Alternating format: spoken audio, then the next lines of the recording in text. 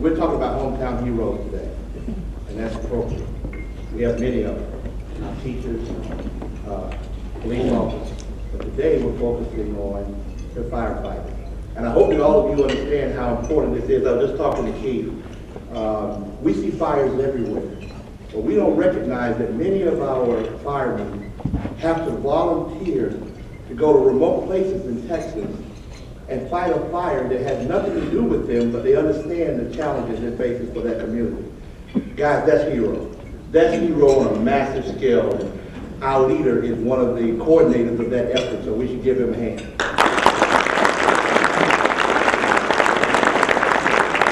I'll make this quick. He's been involved with the city government, for local government for 20 years.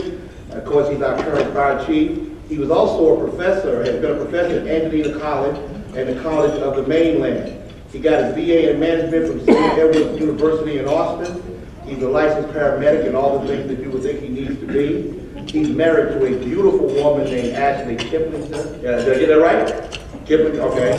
And he has his daughter he calls Peanut. Of course, she likes to be called Catherine, but only when she's in trouble does she get the luxury of being called Catherine. So, ladies and gentlemen, without further ado, the leader of our hometown hero, the fireman, Fire Chief Keigh.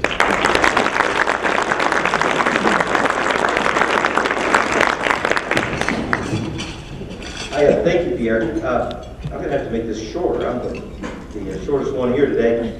I'm really glad to be here and want to say thank you to the Chamber for giving me an opportunity to speak. Those of you that know me know that I'll talk to anybody who will stand still long enough to hear what I have to say. I'd like to start off by letting you know a little bit about me. My name's Keigh. And I had the luxury of knowing what I was going to be when I grew up when I was 4 years old. That may not have been the case with many of you, but I've never changed. When I was 4, I announced to my family at an event that I was going to be a firefighter and a paramedic. And now I'm 43, and not a single day from 4 to 43 did I think of doing anything else for a living. That's a pretty amazing thing. When I was asked to talk about hometown heroes and about the nonprofit organizations that serve our community with amazing spirit and amazing vitality, I had to think about something I'd never thought of in my entire life, and that was heroism. I was stamped to be a firefighter. I was made to be a firefighter. I was never supposed to be anything else. I always knew what I was going to do, and I never slowed down and thought about what a hero looked like. You know, in college, I remember seeing Norman Schwarzkopf on TV as he fought Desert Storm, and he was leading the troops, and I thought, that guy's a hero. And it was easy to think of that, but I never really thought about what it means to be a hero. So it was a cathartic experience. So I began thinking about the heroes of my life. From 1972 to 1978. 72 to 78, the greatest firefighters ever were on TV. And I grew up watching Johnny and Roy. I never missed an episode. Now, I come from a family of engineers and scientists and school teachers. We didn't even have a neighbor that was a firefighter. Nobody went to our church that was a firefighter. I don't know why I'm a firefighter, but Johnny and Roy certainly had something to do with that. And in fact, there's an entire generation of emergency responders out there that owe, in part, their career to these guys that showed up on the TV, on the little bitty black and white TV. They don't look nearly as good on the 51-inch plasma. I've tried. So as I think about the heroes of my life, I think about that. And as I went through the process a few weeks ago, I decided, well, I guess I'll start with the dictionary. And I don't have a dictionary anymore. I have the internets. And on those internets, I don't know if you're familiar with them, you can go to dictionary.com. It's this amazing thing. I don't know if it's real, but it's on there. And so I thought, well, let's look at what the dictionary says about heroes. And the dictionary starts off with legendary warrior. Now that's a pretty good idea. That's a pretty good starting place for a hero. Audie Murphy was the most dedicated soldier in World War II, did some amazing things, has ties to the great state of Texas. What an amazing story. If you don't know Audie Murphy, you need to. But he was a legendary warrior. That's a hero. The next thing that the dictionary talks about is People who show great courage. Well, the Miracle on the Hudson wasn't that long ago. That's pretty easy to see. That works pretty well. As we look at people who show great courage, I love this photograph. Of all the photographs of 9/11, this one means the most to me. These firefighters are going toward the World Trade Center as it collapsed. They're going toward the end of the world. They're not walking away from the end of the world. They're not leaving the building. They're not going in before something bad happens. Right in the middle of when the world is coming to an end, these heroes have the courage to walk toward it. The dictionary, if you read on a little further, tells us that heroes are also people that are admired for achievements and noble qualities. Who better to represent that than George Washington? He wasn't a perfect person, but he certainly had some awfully noble qualities. And he certainly had achievements that nobody could compare with. As I went through the process of trying to figure out what a hero looked like, I realized that heroism is more than rushing into burning buildings or being a valiant warrior. Heroism is about having those noble qualities. Now I've got to go down the path of what's a noble quality. Well, those noble qualities are things that have to do with ethical and moral character, our behavior, how we live our lives.